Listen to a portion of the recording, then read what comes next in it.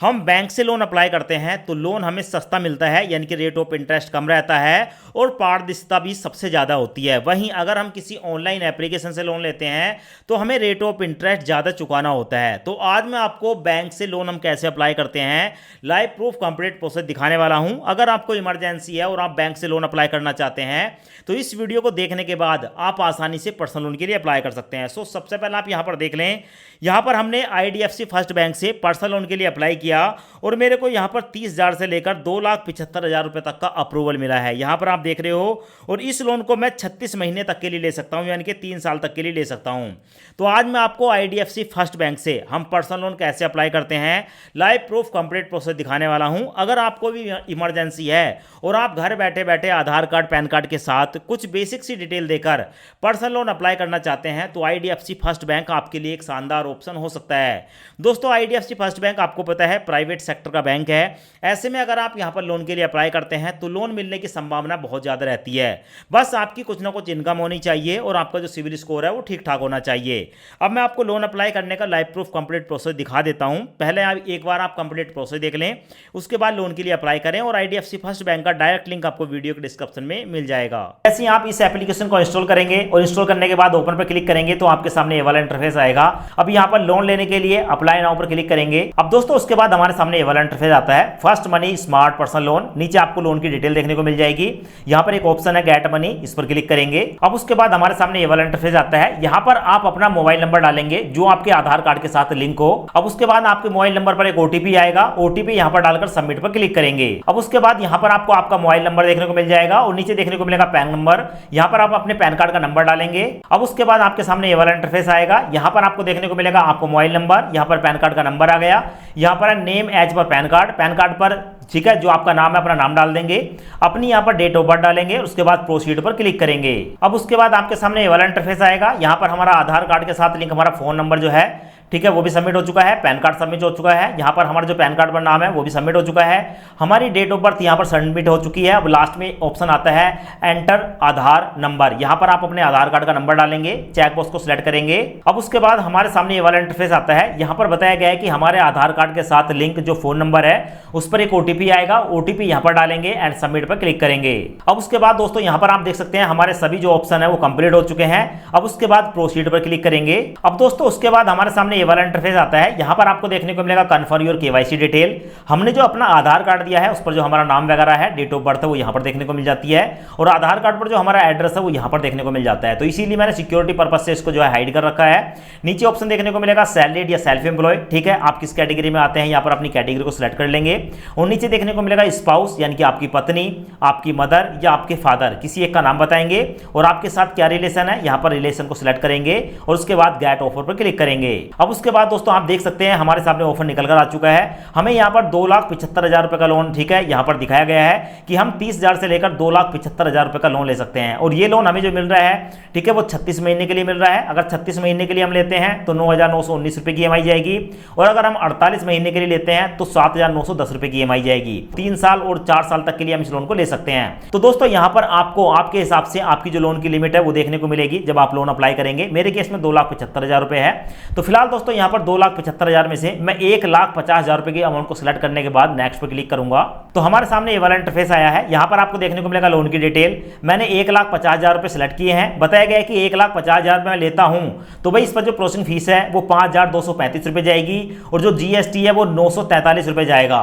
साथ में बताया गया है कि यहाँ पर EMI प्रोटेक्शन प्लान है 2,399 रुपए का चार्ज होगा। अब दोस्तों नीचे आपको देखने को मिलेगा अगर हम इस लोन को लेते हैं तो भाई हमारी जो टोटल रीपेमेंट होगी 1,58,577 रुपए होगी और हमारी जो EMI है वो 5,436 रुपए की पड़ेगी और इस लोन को हम पूरे 36 महीने के लिए अप्लाई कर रहे हैं जिसका मंथली जो ब्याज है वो रिड्यूसिंग है और 14% हमारा जो है ब्याज रहने वाला है। रिड्यूसिंग का मतलब है कि जैसे जैसे हमारे लोन की अमाउंट कम होती जाएगी वैसे ही हमारा जो लोन का जो रेट ऑफ इंटरेस्ट है वो भी कम होता जाएगा। अब दोस्तों यहाँ पर आप देख सकते हैं हमने यहाँ पर जो 1,50,000 रुपए का लोन लिया है इसमें जो हमारी EMI प्रोटेक्शन प्लान है इसको हमने अनटिक कर दिया है। इसका मतलब क्या है कि अब हमारे बैंक अकाउंट में ज्यादा पैसा जाएगा तो ऐसी कंडीशन में अगर आपको सामने भी ईएमआई प्रोडक्शन प्लान है तो इसको आप अनटिक कर देंगे।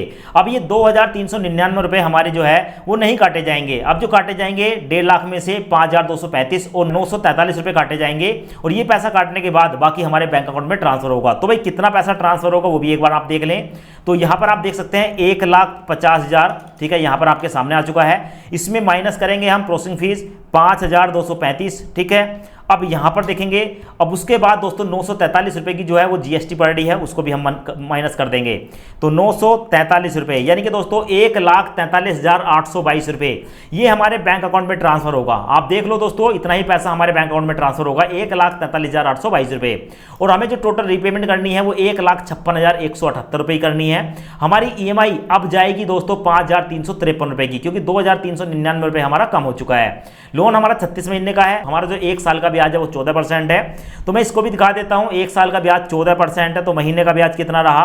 तो भाई महीने का हो गया हमारा 1.16%, यानी कि 1.16% महीने के ब्याज पर हमें लोन मिल रहा है। अब इस लोन को लेने के लिए यहां पर हमें अपने फादर का नाम बताना पड़ेगा, ठीक है। तो फादर का फर्स्ट नेम डालेंगे, फादर का लास्ट नेम डालेंगे, उसके बाद एडिशनल इंफॉर्मेशन है, आप देना चाहो तो दे सकते हो, वरना आप यहां पर चेकबॉक्स को सिलेक्ट करने के बाद नेक्स्ट पर क्लिक करेंगे। तो भाई मैं यहां पर जो हूं अपने फादर का नाम डाल देता हूं, फर्स्ट एंड लास्ट नेम, उसके बाद नेक्स्ट पर क्लिक करूंगा। अब दोस्तों यहां पर हमने सैलरी सेलेक्ट किया है, तो भाई हमारी कंपनी से रिलेटेड कुछ जानकारी है, जैसे कि हम किस कंपनी में काम करते हैं, कंपनी का नाम बताएंगे, कंपनी की ऑफिशियल ईमेल आईडी बताएंगे, और कंपनी का यहां पर एड्रेस डाल देंगे। उसके बाद दोस्तों कोई लैंडमार्क बताएंगे, हमारे जो कंपनी है ऑफिस वगैरह उसके आसपास का, और हमारी जो कंपनी कहां पर है उसका पिन कोड बताएंगे, और सिटी बताएंगे और स्टेट बताएंगे। ये कंपनी की डिटेल डालने के बाद दोस्तों सेव एड्रेस पर क्लिक करेंगे। अब उसके बाद हमारे सामने आता है न्यू मैंडेट रजिस्ट्रेशन। अब दोस्तों यहां पर क्या है, हमें ई मैंडेट रजिस्ट्रेशन करना पड़ेगा, ठीक है। तो हमें यहां पर अपने बैंक अकाउंट की डिटेल देनी होगी, जिस बैंक में हम इस पैसे को लेना चाहते हैं उसी में हमारा पैसा जाएगा और उसी से ई मैंडेट होगा, यानी कि जिस बैंक में हमारा पैसा ट्रांसफर होगा उसी से हर महीने जो हमारी ईएमआई है वो भी डिडक्ट होगी। तो भाई क्या डालेंगे, तो दोस्तों यहां पर आप देखेंगे आईएफएससी कोड है, अपनी बैंक का आईएफएससी कोड डालेंगे, अपने अकाउंट होल्डर का नाम बताएंगे, हमारा क्या नाम है हमारे बैंक में वो बताएंगे, अकाउंट नंबर बताएंगे। उसके बाद यहां पर हमारा जो अकाउंट है वो सेविंग है या करंट है सिलेक्ट कर लेंगे। उसके बाद ब्रांच का नाम बताएंगे, उसके बाद बैंक का नाम बताएंगे, उसके बाद सिलेक्ट करेंगे पर्पस ऑफ लोन, हम इस लोन को क्यों लेना चाहते हैं, बहुत सारे पर्पस है, emergency loan, personal loan, house वगैरह, तो बहुत सारी डिटेल देखने को मिलेगी। यहां पर आप जो है अपना पर्पस सिलेक्ट कर लेंगे और उसके बाद दोस्तों लोन लेने के लिए कंफर्म पर क्लिक करेंगे। अब उसके बाद हमारे सामने वाला इंटरफेस आता है इमीडिएट रजिस्ट्रेशन। हमारे सामने दो ऑप्शन है, डेबिट कार्ड या नेट बैंकिंग। तो अगर आपके पास नेट बैंकिंग है तो नेट बैंकिंग से कर सकते हैं, वरना आपके पास एटीएम कार्ड डेबिट कार्ड होगा, ठीक है। तो आप डेबिट कार्ड को सिलेक्ट करने के बाद प्रोसीड पर क्लिक करेंगे। अब दोस्तों उसके बाद हमारे बैंक से रिलेटेड हमारी यहां पर जानकारी देखने को मिल जाती है। उसके बाद हमारे सामने ये वाला इंटरफेस आता है, यहां पर मैं प्रोसीड पर क्लिक करूंगा। अब उसके बाद हमारे सामने ये वाला इंटरफेस आता है, यहां पर मैं अपने कार्ड के नंबर बताऊंगा, जो हमारा बैंक है उसका जो एटीएम कार्ड है उसके नंबर डाल देंगे। उसके बाद एक्सपायरी डेट डालेंगे और उसके पीछे जो सीवीवी नंबर है वो डालकर सबमिट पर क्लिक करूंगा। अब उसके बाद दोस्तों आपको देखने को मिलेगा कांग्रेचुलेशन, यहां पर हमारा जो ई मैंडेट है वो सक्सेसफुली सबमिट हो चुका है। और साथ में देखने को मिलेगा कि अगर आपकी ई मैंडेट करने में आपको कोई प्रॉब्लम आती है तो भाई आपके सामने इनके जो कस्टमर केयर है उसका नंबर भी है, आप चाहें तो इस नंबर पर कॉल करके, ठीक है, आपकी एप्लीकेशन में कोई दिक्कत आ गई, प्रॉब्लम आ गई तो उसका सॉल्यूशन भी कर सकते हैं, ठीक है। उसके बाद आपको बताया गया है कि 10 मिनट के अंदर ये जो पैसा है वो हमारे बैंक अकाउंट में ट्रांसफर कर दिया जाएगा। अब दोस्तों उसके बाद मुझे पूरे 5 मिनट हो चुके हैं और मैं वेट कर रहा हूं कि कितने समय के अंदर ये जो पैसा है हमारे बैंक अकाउंट में ट्रांसफर होगा। तो यहां पर आप देख सकते हैं दोस्तों आपके सामने है, और 1,43,822 रुपए हमारे बैंक अकाउंट में सक्सेसफुली ट्रांसफर हो चुके हैं।